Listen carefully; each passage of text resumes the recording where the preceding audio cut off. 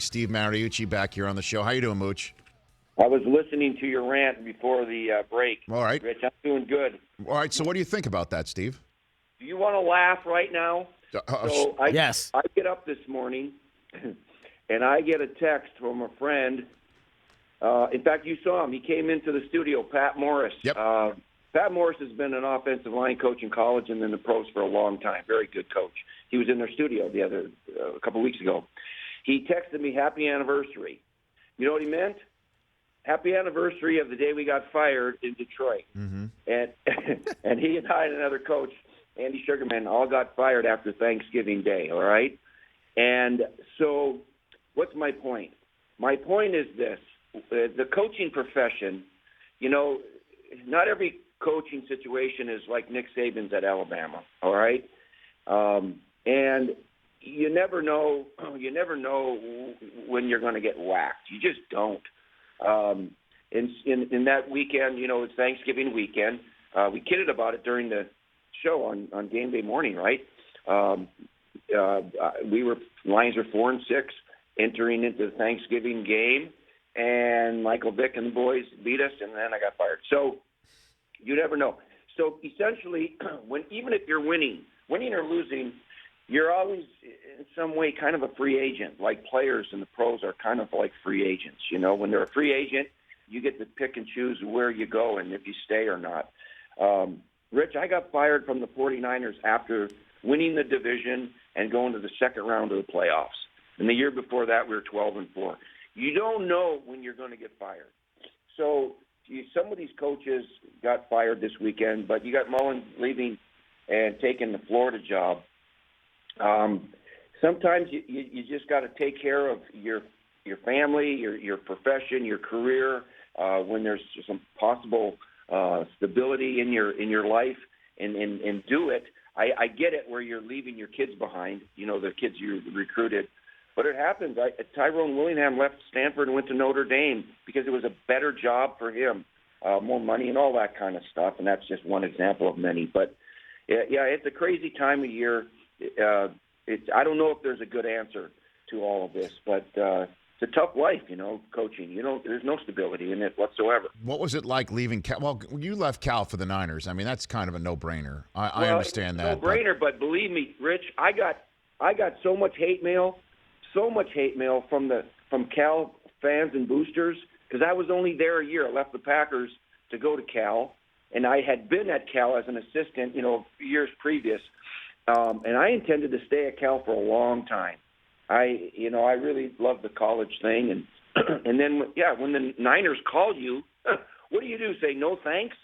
And I had to leave some coaches behind, and that team behind, kids that I recruited. But you got to do what you got to do sometimes. Sometimes it's a no-brainer, like you said. Steve Mariucci here on the Rich Eisen Show. Let's talk pro. Why wouldn't, that's how I'm going to phrase it, why wouldn't Andy Reid turn to his rookie right now with things atrophying as they are doing right now on the offensive side of the ball for the Chiefs, Steve? Because Patrick Mahomes is not better than Alex Smith right now. And Alex Smith, he started off fast. I mean, how much did we talk about MVP for him? And now they're on a skid.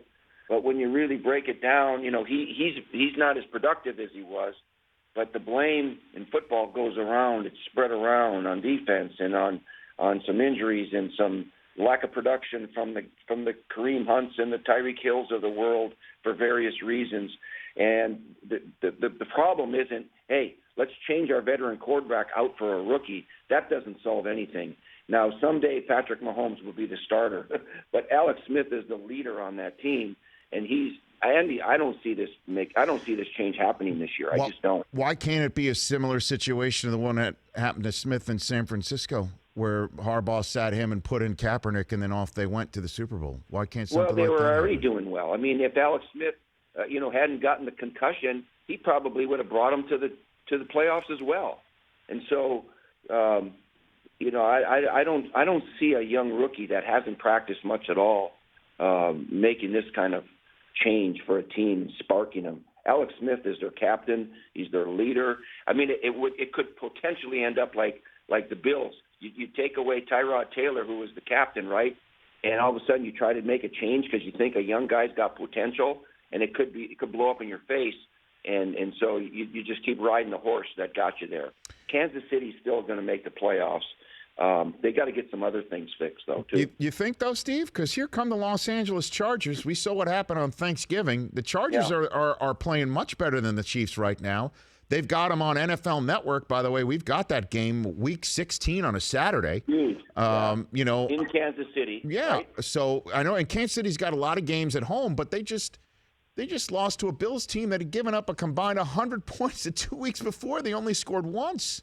I know it wasn't pretty, but the Chiefs, you know, they got the Jets, your Jets, and they can beat the Jets.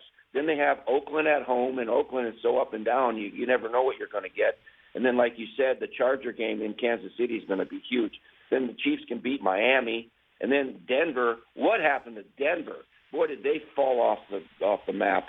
And so the Chiefs can win enough games to be a playoff team. Ask Mooch the poll question, Brockman, here on the Rich Eisen Show. All right, Mooch. One of these 5 teams in the NFC will miss the playoffs. And this is a definite because of the fact that there's not enough chairs for all of them in the musical chairs here. Yeah, which one misses in the NFC? Rams, Seahawks, Falcons, Panthers, Saints. Seahawks. Possibly the Seahawks because let's take a look in here what they do. They have Philadelphia next. Yeah, they do. That's not a good game to try to get healthy. And the Seahawks are missed. They have the Legion of Boo. They have Legion of Buh. Yeah, right. That was fun. Right. And then they have to go to Jacksonville. That's a long trip. That's as far of a trip as any NFL team has to travel, from Seattle to Jacksonville. And your ankles are all swollen from that flight.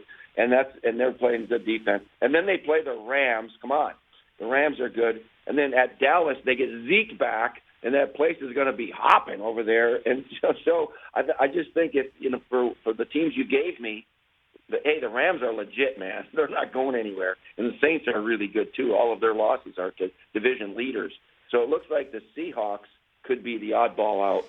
And I've got Case Keenum coming up an hour, too. Why do you think Zimmer just doesn't come out and rip the Band-Aid off and just say he's my guy the rest of the year? Let's have it. Let's end this. We'll chat Teddy next year. You know, he's probably hoping for that, and but he just doesn't want to. He doesn't want to say that. I don't know. He's just kind of watching it go and just leave well enough alone. Don't say anything that's going to be written in the papers or discussed or controversial or anything. Just keep playing the kid. What a story that is. You know, I'm trying to watch this thing a little bit, Rich. Mm-hmm. Think about it. This guy was undrafted, right? Case Keenum? Undrafted guy that was a backup. And I got to check the ages, and then he could take his team deep into the playoffs, maybe win the Super Bowl in Minneapolis. Is that a little bit like Kurt Warner's story?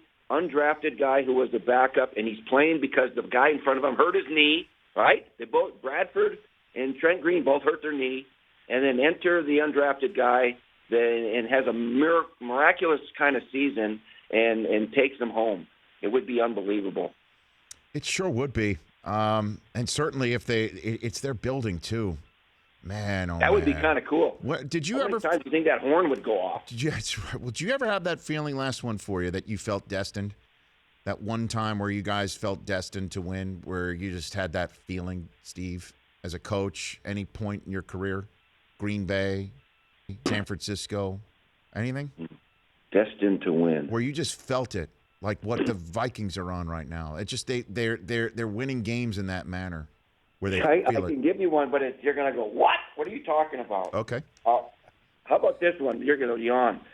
When I was playing at the Northern Michigan, Rich, we were 0-10, all right? My freshman year, 0-10. Yeah. Listen to me, the next year we started winning, and we beat Central Michigan. They were the national champs the year before. There was only Division I, Division II then. We started winning, and then we were destined. We were like, wait a minute, we can do this too. Rich, we won the national championship. We won 13 games. It's never happened before in the history of the world at any level in any sport, from winless to national champs. So yes, we were destined to win that thing. So was Izzo on that team too, Steve? So Izzo, no, he wasn't, because he was the captain of the basketball team. And they just beat North Carolina last night, crushed them, held them to 40 points, 45 points. But Izzo went out for spring ball because he was, we played 3 sports together in high school. So he came out for spring ball the year before, and he just got crushed. And he was a running back, right? He was pretty good. And I said, you shouldn't do this, man. If you get hurt, you're screwing your basketball team. He was the captain. He was on a basketball scholarship. So he kind of decided, okay, I'll just be a one-sport guy here. But he was out the spring before. He could have been on that team, yeah. Yeah. Did you see him wearing a hoodie on the sidaline the other day? You see that? Hoodie? Yeah, like Belichick. He's out there with a hoodie, Some days I don't know him. Yeah, he calls me. He calls me before the games, and I call him too. When he's like sitting around in his hotel room waiting. We just call and we just talk about things, laugh, and just. He wants to take the edge off sometimes because he's a nervous wreck, And boy, he likes his team though. He likes his team. Well, he should. He's got a real special one, it seems, brewing there in East Lansing. Mooch, you take care. We'll chat soon, okay? Okay, see you soon. Thanks. Yeah, that's Mooch.